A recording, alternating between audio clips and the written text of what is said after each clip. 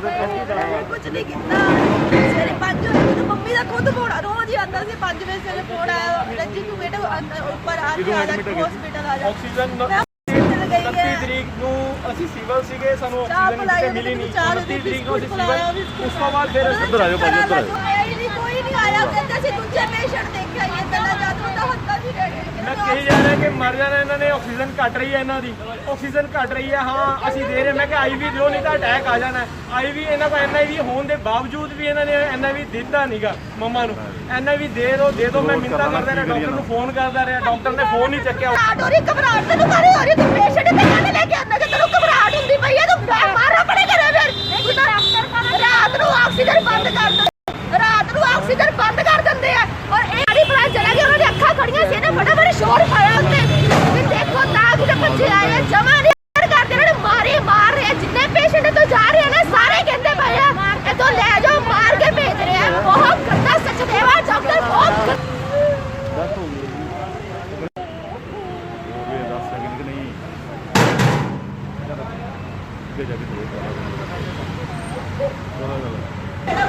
ਅਸੀਂ ਕਹੀ ਜਾਂਦਾ ਕਿ ਬਚਾ ਲਓ ਐਨਆਈਵੀ ਦੇ ਦਿਓ ਐਨਆਈਵੀ ਨਹੀਂ ਦਿੱਤੀ ਇਹਨਾਂ ਕੋਲ ਐਨਆਈਵੀ ਸੀਗੀ ਤਾਂ ਵੀ ਇਹਨਾਂ ਨੇ ਐਨਆਈਵੀ ਦਿੱਤੀ ਨਹੀਂ ਜਦੋਂ ਮਰ ਗਏ ਫੇਰ ਉੱਪਰ ਆ ਗਏ ਇਹ ਕੀ ਗੱਲ ਬਣੀ ਬਚਾ ਸਕਦੇ ਸੀਗੇ 15 ਮਿੰਟਾਂ ਤੋਂ ਮੈਂ ਇਹਨਾਂ ਨੂੰ 20 ਮਿੰਟਾਂ ਤੋਂ ਮਿੰਤਾ ਕਰ ਰਹੇ ਕਿ ਆ ਜਾਓ ਉੱਪਰ ਆ ਜਾਓ ਇਹ ਆ ਹੀ ਨਹੀਂ ਰਹੇ ਉੱਪਰ ਹੀ ਨਹੀਂ ਆਏ ਬਚਾ ਨਹੀਂ ਆਏ ਅਗਰ ਆ ਜਾਂਦੇ ਤਾਂ ਬਚ ਜਾਣਾ ਸੀ ਮਾਤਾ ਨੂੰ ਕੁਝ ਨਹੀਂ ਸੀ ਹੋਇਆ ਬਿਲਕੁਲ ਠੀਕ ਸੀ ਦੇਖ ਲਿਆ ਸੀ ਦੂਜਾ ਪੇਸ਼ੈਂਟ ਦੇਖ ਲਿਆ ਦੂਜੇ ਕਰਦੇ ਬੰਦੇ ਨੇ ਆਲੇ ਮਾਰਦਾ ਦੇਖਿਆ ਮੰਮਾ ਦੀ ਜਿਹੜੀ ਆਪਣਾ ਆਕਸੀਮੀਟਰ ਦੇ ਵਿੱਚ ਦੇਖ ਆਕਸੀਮੀਟਰ ਦੇਖਿਆ ਤੇ ਉਹ ਚੱਲ ਰਹੀ ਸੀ 56 ਮੈਂ ਡਾਕਟਰ ਨੂੰ ਕਿਹਾ ਮੈਂ ਕਿਹਾ 56 ਆਕਸੀਮੀਟਰ ਚੱਲਦੀ ਜਰਾ ਤੇ ਹਾਂ ਕੋਈ ਗੱਲ ਨਹੀਂ ਦੇਖ ਰਹੇ ਅਸੀਂ ਕਿੰਨਾ ਥੱਲੇ ਜਾ ਰਹੇ ਆਪਕੋ ਜ਼ੋਰ ਪਾਇਆ ਮੇਰੇ ਬੱਚੇ ਆਕਸੀਜਨ ਦੇਣ ਵਾਸਤੇ ਦੇਖਿਆ ਤਾਂ ਆਕਸੀਜਨ ਸਿਲੰਡਰ ਹੀ ਬੰਦ ਪਿਆ ਮੰਮਾ ਨੇ ਲੱਗੇ ਇਹਨਾਂ ਨੇ ਕੀ ਕੀਤਾ ਦੂਜੇ ਪੇਸ਼ੈਂਟ ਦੀ ਆਕਸੀਜਨ ਕੱਢ ਕੇ ਮੰਮਾ ਨੇ ਲਗਾਈ ਆ ਬਚੇ डॉक्टर ने कहा सॉरी ये तो गलती हो गई मैं रात में दोबारा भी मुझे ऐसा लग रहा है इन्होंने कूदन वाली कदम वाले फिर तक मेरी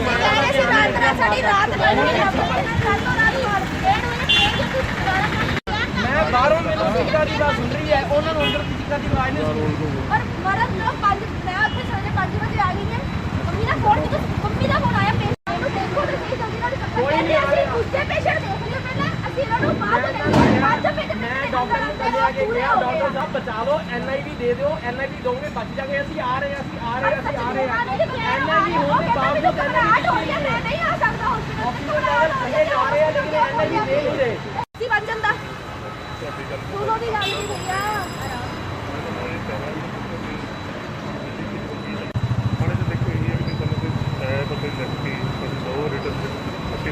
भैया रिटर्न की गई है साढ़े अखा मुड़ की गई है साढ़े मतलब इन्होंने कोई गलत किया हुआ ना तुझे देखो इन्होंने के खिलाफ मेरी मदर यहाँ पे एडमिट थी 60 इयर्स की और कोरोना पॉजिटिव थे जब मैंने यहाँ पे इनको दाखिल कराया मम्मा को बिल्कुल सही थे ऑक्सीजन लेवल मेंटेन था ऑक्सीजन के ऊपर और डॉक्टर ने बोला बहुत जल्दी रिकवरी करेंगे और आप यहाँ पे दाखिल कराओ यहाँ पे दाखिल करवाया मैंने और 2 दिन 3 दिन से मैं घर नहीं गया यहीं पर रह रहा हूँ पूरा इनको मेंटेन कर रहा हूँ आज प्रॉब्लम ये आई सुबह जब मैंने देखा तो मम्मा को मैंने हल्की चाय भी पिलाई और उसके बाद जब इनकी ऑक्सीजन लेवल नीचे जा रही थी तो मैंने डॉक्टर को बोला ऑक्सीजन लेवल नीचे जा रही है ज़रा देखो ध्यान दो तो वो कहते कोई बात नहीं ध्यान दे रही है डॉक्टर को बोल दिया हमने बता दिया डिटेल बता दी है जब मैं डॉक्टर को फ़ोन कर रहा हूँ डॉक्टर फ़ोन नहीं उठा रहा है मैसेज कर रहा हूँ हाथ जोड़ के बचा लो मम्मा को तो वो मैसेज का जवाब नहीं दे रहा है नीचे इमरजेंसी में डॉक्टर सारे बैठे हैं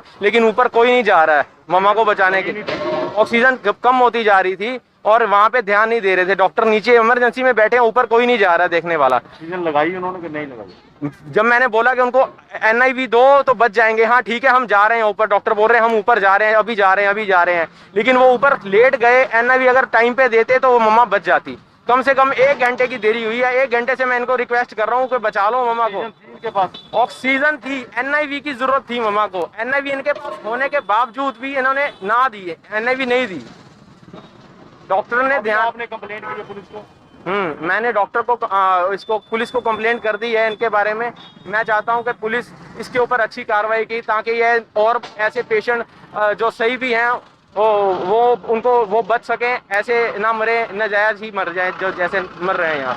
हमें करीब 9:30 बजे के बीच फ़ोन आया था अरोड़ा न्यूरो सेंटर से कि कोई कोविड पेशेंट उदेश वर्मा नाम के लेडी थे, जिसके 60 साल उम्र थी।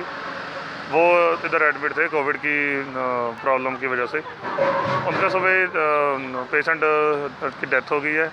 डेथ होने के बाद उनके परिजनों को थोड़ा सा मतलब खदशा था कि शायद कि अनगैली से अनगैली से मौत हुई है।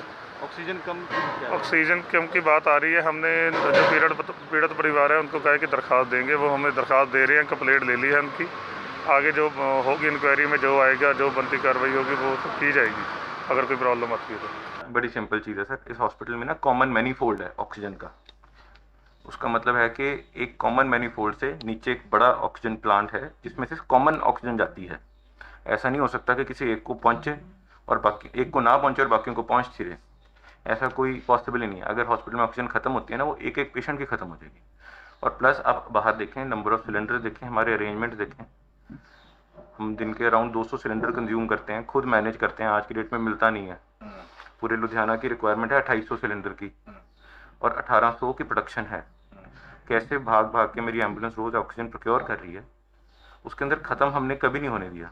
तो उनका पर एलिगेशन है कि दूसरे पेशेंट के उतार के लगाएगी, जब पहले बोला गया तो लगाएगी। सर ऑक्सीजन किसी की उतार के मैं अगर किसी को लगा रहा हूँ, ऐसा नहीं होता। ऑक्सीजन उतार के थोड़ी लगाई जाएगी। एक मैनीफोल्ड है, उसे मास्क लगा हुआ है, इनकी उतार के यहाँ लगाया। ऐसा कुछ नहीं हो सकता। कारण क्या है डेथ के, आप क्या sir patient 64 year old female है।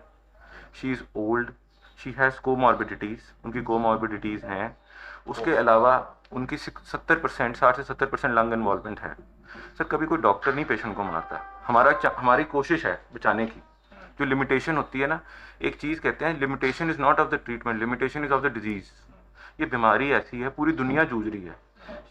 मेरे को पेशेंट ने के लिए एक बहुत बड़ा लॉस है, उनकी फैमिली गई, बहुत बड़ा लॉस है।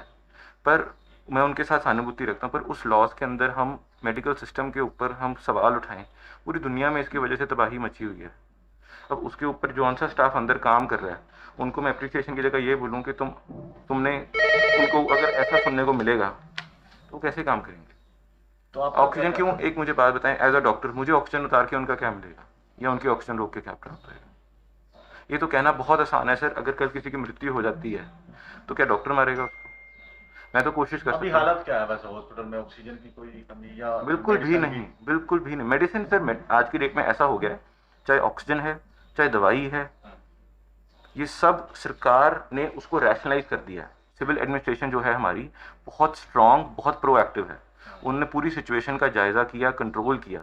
जो हमारे ग्रुप्स बने हुए हैं सरकार के साथ, जो हमारी ऑक्सीजन है उसकी मीटरिंग की जाती है, हमारी रिक्वायरमेंट जज की जाती है और फिर हॉस्पिटल उसको रेगुलरली लेता है। सरकार के थ्रू रैशनिंग होती है। Same as with the major medicine, जैसे रैमडेस होगी और ये सारी हैं। इसमें क्या होता है कि सरकार, अब ऐसा नहीं है कि हम पेशेंट को भेजें कि कहीं से ले आ। सरकार देखती है कि कौन सा पेशेंट है, उसका आधार कार्ड दो, उसके नाम की रैमडेस आएगी और पेशेंट का कॉन्टैक्ट भी लेते हैं। इट्स नॉट दैट कि अब हमारे हाथ में ऐसा कुछ नहीं है। And we all with the administration are in one way. हमारा सिर्फ एक ही एम है कि हमें सिचुएशन को कंट्रोल करें। उसके अंदर ये बहुत दुख की बात है कि किसी की मृत्यु हो जाती है। मैंने भी अपने एक रिश्तेदार को पिछले हफ्ते खोया, इसी अस्पताल में खोया। पर मैं उसके लिए अब कल अपने स्टाफ को गला पकड़ लूँ, ये मेरे को नहीं सही बात।